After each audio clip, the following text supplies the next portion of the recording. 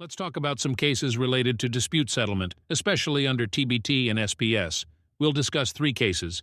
Case number 1, tuna dolphin case at the World Trade Organization, classified under TBT.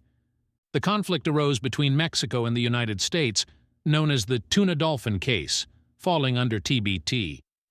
In 1990, the dispute revolved around tuna fishing, specifically how it is caught and sold fairly.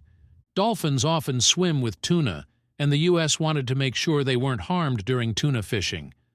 They set a rule that said tuna caught using certain methods that could harm dolphins couldn't be sold in the United States. Mexico, however, felt that this rule unfairly restricted its ability to sell tuna to the U.S. They thought it was like saying, if you catch tuna in this way, we won't buy it.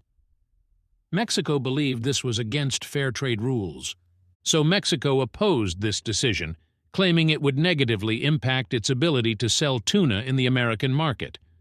Mexico raised the issue with the WTO, questioning the fairness of the U.S. laws and whether they unfairly restricted Mexico from selling tuna in U.S. markets. The WTO Council discussed whether the U.S. had imposed unjustifiable barriers to international trade. In the end, the WTO ruled that the U.S. rule was too restrictive than necessary. Please note that risk should be calibrated to be no more restrictive than necessary. The rules didn't align with international trade agreements. WTO wanted the U.S. to find a way to protect dolphins without putting such strict limits on the way tuna was caught and traded.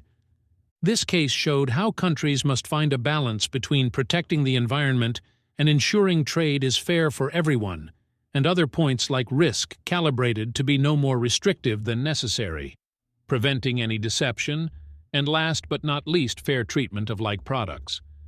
Case number 2, Salmon Trade Dispute, SPS. In 1998, a dispute arose between Canada and Australia known as the Salmon Trade Dispute. Canada wanted to sell salmon to Australia, but Australia rejected it, citing restrictions related to the safety of the salmon.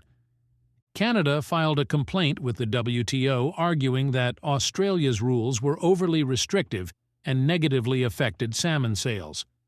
In the end, the WTO decision helped make sure that countries can have safety rules, but they also need to be fair and not create unnecessary trade barriers.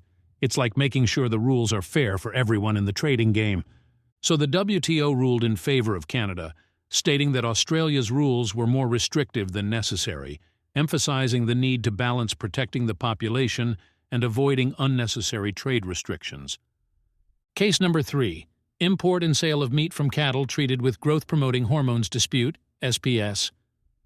Between the U.S. and Canada against the European Union, this dispute under SPS involved exporting meat from animals treated with growth-promoting hormones.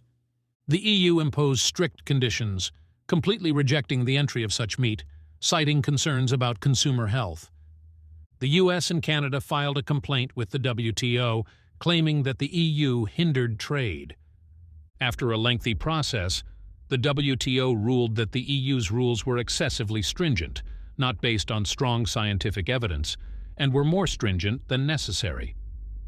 The dispute was resolved in January 2022, with an agreement permitting the entry of hormone-free meat into the European Union.